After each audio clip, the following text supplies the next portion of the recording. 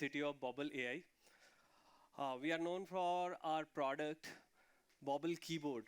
Have you seen people using stickers of their own faces?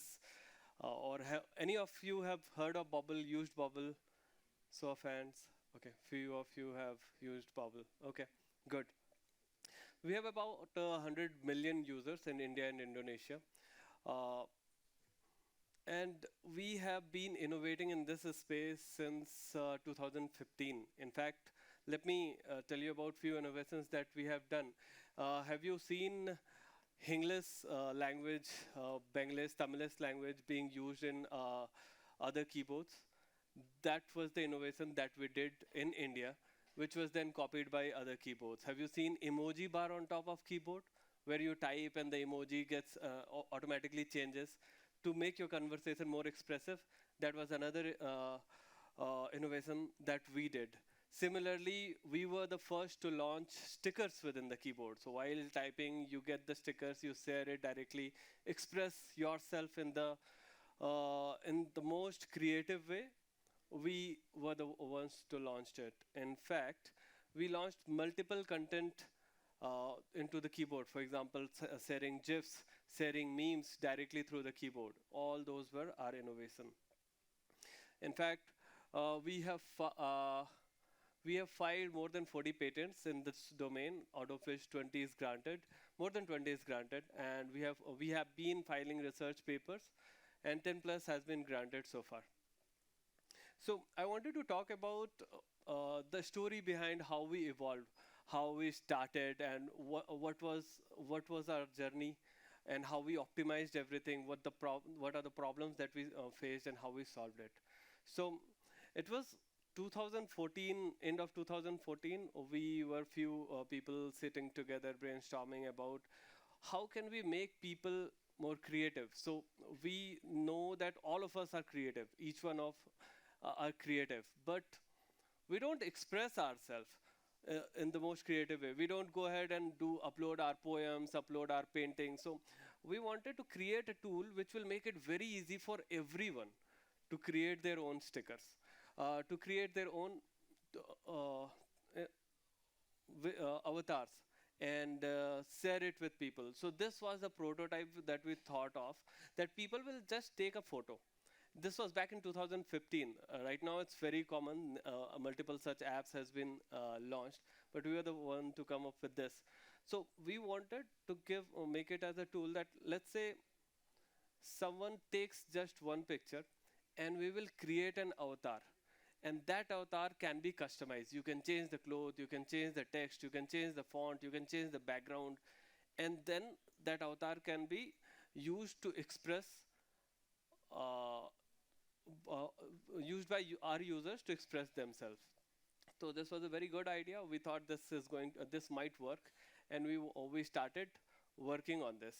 So the cartoonification part was not that difficult at that time. The first cartoonification that we did was using a static thresholding. It didn't give us a very good output because of static thresholding. Most of the part were dark, and most of the part it was a black and white kind of output. Then we used dynamic thresholding, and we created a second version. And then we used edge detection, and we created a better version. And we thought this is something that user will like. But the major challenge that we faced is that now we can create the whole cartoonification of the input image. But how do we remove the background? So user, once we create a cartoon of the head, we are going to put it onto the avatar. We cannot have the background in it. So the challenge was how to remove the background. And we were like, we brainstormed, thought of multiple algorithms, and we couldn't figure it out. We thought that, so it was back in 2015, so there was no such algorithm of background removal present at that time, which was very famous, or which was known to us. So what we brainstormed, but we couldn't found out a very good solution. And we thought that it's impossible to remove the background using just pixel manipulation. So we almost gave up. But there was an intern among us, and he was listening. And at that night, he went back to his room, started working on the project. Started researching and doing some POC. And next morning, he comes and he shows us this output that he was successfully able to remove the background from the image. And that was quite promising, and we thought it's not that good, but it was promising, and we thought we can move ahead with this. So what he did was, so using facial landmark detection, he used dlib library to detect the facial landmark, and once you have the landmark, you know that this area is a face, and you can segment the face from there. Similarly, there was an algorithm which was fairly new at that time that was called grab cut algorithm. All you need to do is give a probabilistic distribution of where the object is, and the grab cut is going to segment it for you. So he combined both of them.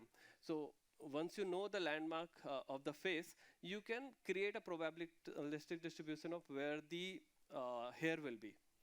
And he used both of them, combined both the output, and came up with a fairly good background removal algorithm.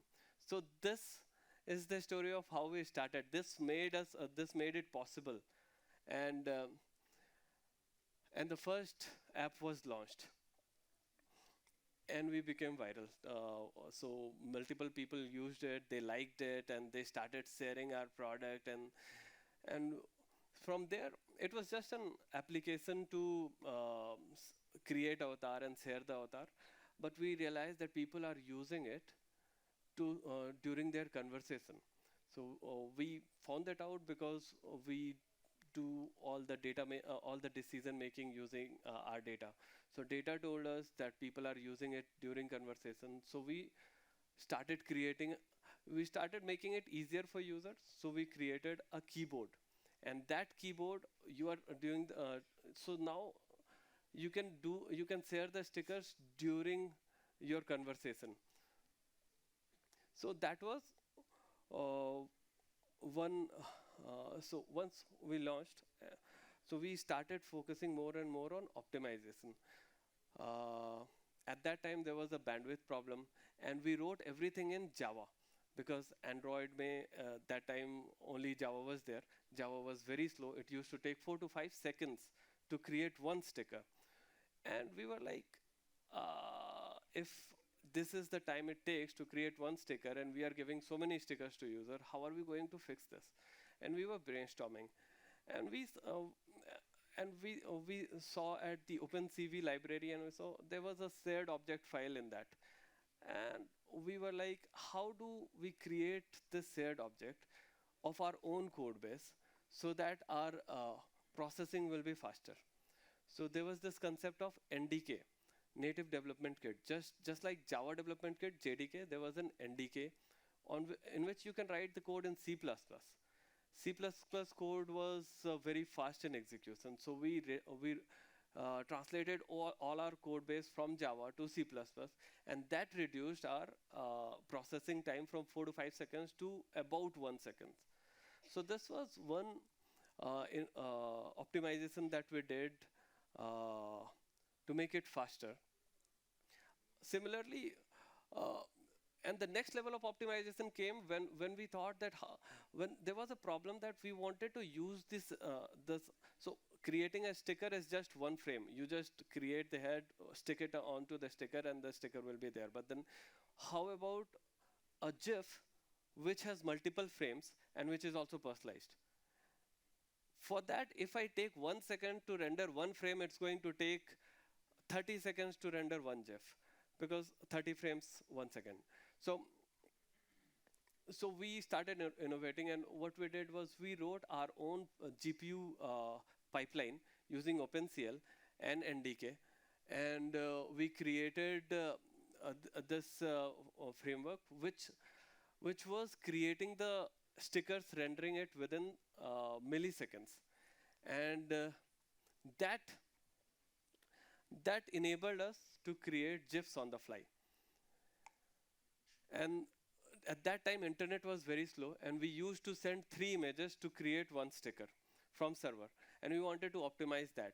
And this is something that again, uh, came as an innovation that we took a PNG. PNG has three layers, red, green, and blue.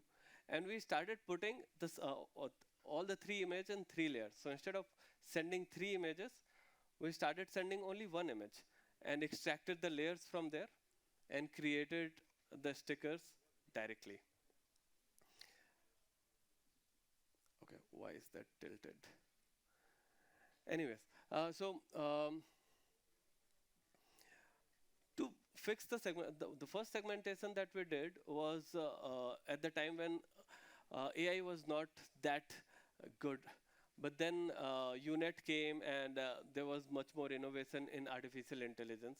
And using UNet, we had a segmentation database and we were able to create very good segments using UNet. But the problem with UNet was that it was trained on very good data set and data set was not Indian data set. So, and we wanted to solve it. The kind of output it was, the input that we were getting was very low resolution input, and either it was very dark or very bright. Because of that, the output was not good enough, and we wanted to fix this. So the idea that we utilized to fix this was that we wanted to, we fine-tuned UNet for segmentation on our own Indian data set, but we didn't have a lot of Indian data set, and we wanted to create that data set. So we started generating synthetic data at that time. To create synthetic data, uh,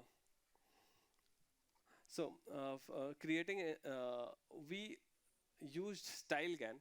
So first we fine-tuned StyleGAN on our Indian data set using directional classifiers so that we can control the output. For example, if we want a laughing face, or if you want a face forward, if you want spectacles, if you want a very dark image, if you want a very bright image, we were able to control all those things with our fine-tuned StyleGAN and directional classifier.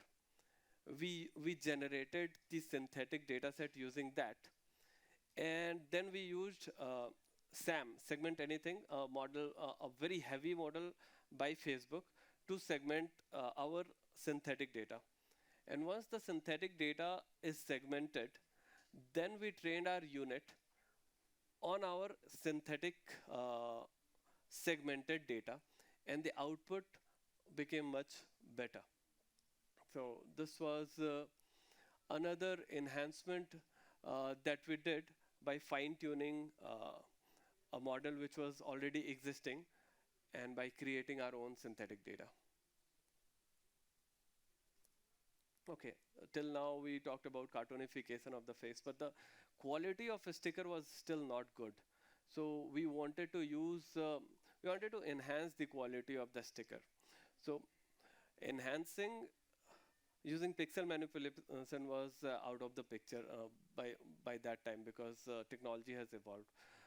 So we used pix-to-pix model, and we started pix-to-pix architecture, and we trained pix-to-pix on sample data set. So these quality of stickers, all of them were created by our creative people, our creative team. So they created about 1,000 of images, and then we fine-tuned pix-to-pix on those images, and that's how we were able to generate bobblehead of better quality for our user. Similarly, for example, if there are Disney quality photos, or if a set of photos are available in the internet, we can download it and train our pix-to-pix model and create an output which is very much similar to that. So this is how we started optimizing the quality of the stickers, the bobblehead that we were generating. So it has evolved so far. Then we thought, okay, now it takes a lot of data to generate one image. How about we generate output with just one or two images? So we used few sort learning. So what we did was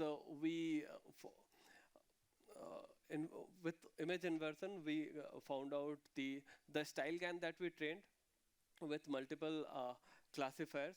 We used image inversion to get the embeddings from there, and we used the same embedding on the input data to create something which combines both of them. So it takes the style from there, it takes the image from there, and the final output is generated like this.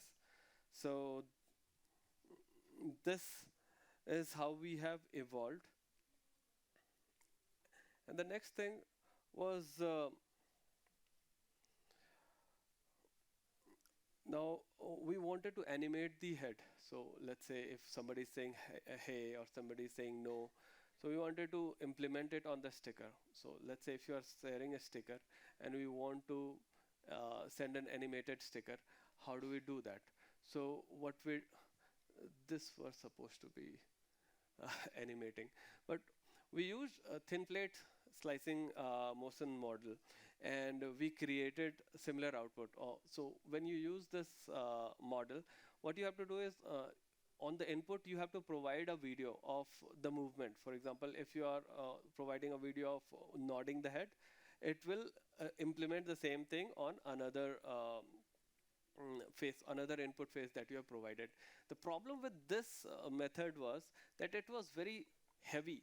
The model was very heavy. It was taking a lot of time to implement this, and we have millions of users. Generating this for millions of users was very costly and also very time taking. So what we did was we started to first we started fine tuning it, but that didn't decrease the size of the model. What we did was we started freezing some of the layers in the model and started fine tuning it on our data set. And we realized that when we freeze some of the layers, there was very less impact on the final output. So we determined which layers are those layers which are not very useful for us. Then we trained the whole model without those layers. And that's how we reduced the size of the model to quite small amount, and that enabled us to run it on scale on millions of user base, and we were able to launch this at fraction of the cost which we would have incurred if you have used the original model. So whenever you are trying anything on machine learning with the models which are already present in the market, don't just go for what is already available. If you want to optimize it, there are multiple ways of optimization. You can try some of them, and I'm sure you will be able to optimize the models to quite some bit. This is something new that we have come up with, and in this we are using stable diffusion. So there's not much of an innovation. It's just the ideas that we have combined. So we are creating. We are using stable diffusion to create the whole image. So what this enables us to do is that for every sticker, for every person, it's going to be different. And then we use either face swap to generate this kind of output, or we use embeddings to generate this kind of output. So this is enabling us to create a multitude of content without requiring a lot of manual work to create the content. So these are few sample outputs that we have recently launched and as premium offering to our users. Okay. Similarly, some of other premium offerings are professional photography, professional videography, which the video should be playing, it's not playing, and 3D stickers, which are generated using stable diffusion. Right now, we have not started optimizing on this, but in the future, we are planning to optimize this as well, because generating using stable diffusion takes a lot of time, and either stable diffusion or flux, it takes a lot of time. So we want to decrease the model size itself so that so that the cost will be lesser, the time to generate the content will be lesser. We have trained few low rank adapters to get the best quality, but decreasing the size of the model, this is something that we'll be working on. Okay, play भी होगा क्या ये? No, it's not playing. Okay, so that brings us to uh, we have always been working on India because we needed a lot of creative people to create stickers and to create the background, the create the body and everything, and to create different type of heads.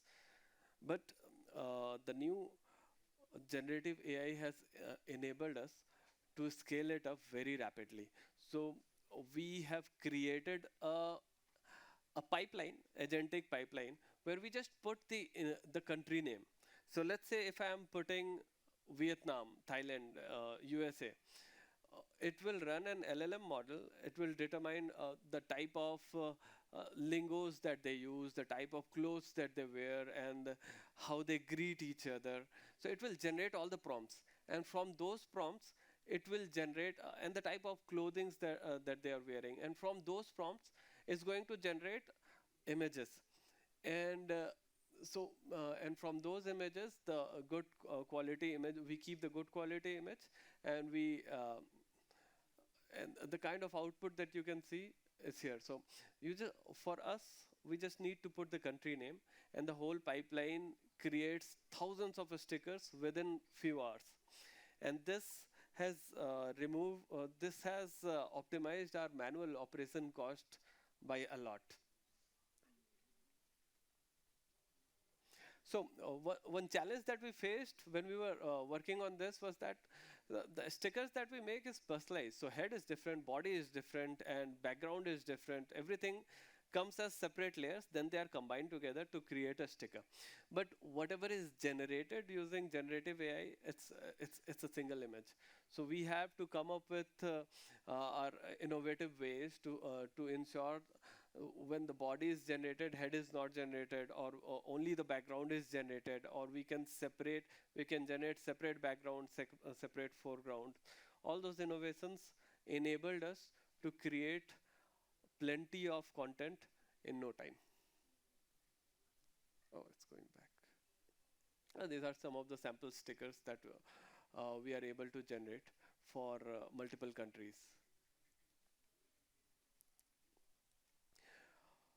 Uh, so we have been focusing a lot on on-device models, so that data doesn't have to leave users' device, and this is some in our future roadmap that we will be working a lot to make the size of the model very small. And nowadays, the smartphone are getting better and better. They are coming with TPUs, NPUs, and I think it will not take more than a year for us to reach there. And we want to work on very hyper realistic output. For example, let's say if you want to create a reel of you going to Simla, you going to Switzerland, you won't need to do all you need. You won't have to do anything. You won't even have to write a prompt. You just select a template and it will create it for you, and that will be highly personalized for you. So these are few of the innovations that is in the roadmap, and that's it from my side. Thank you. Do you have any questions? Feel free to ask. Yes, please.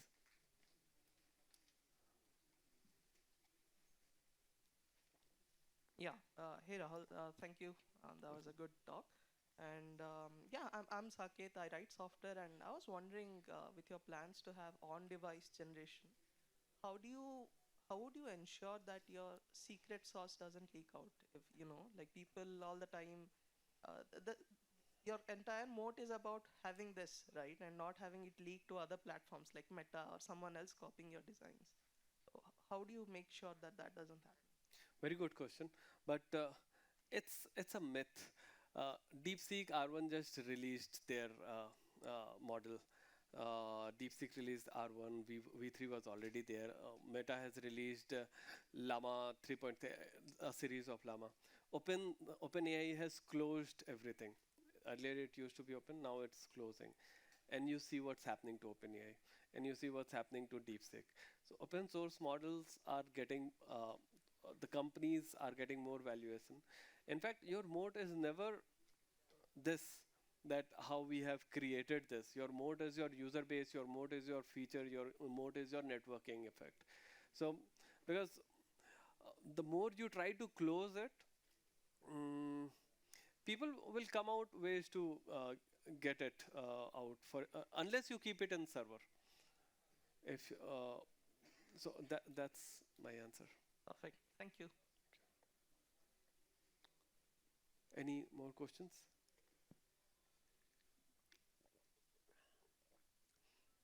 Okay, thank you. Thank you, Rahul. Thank you so much.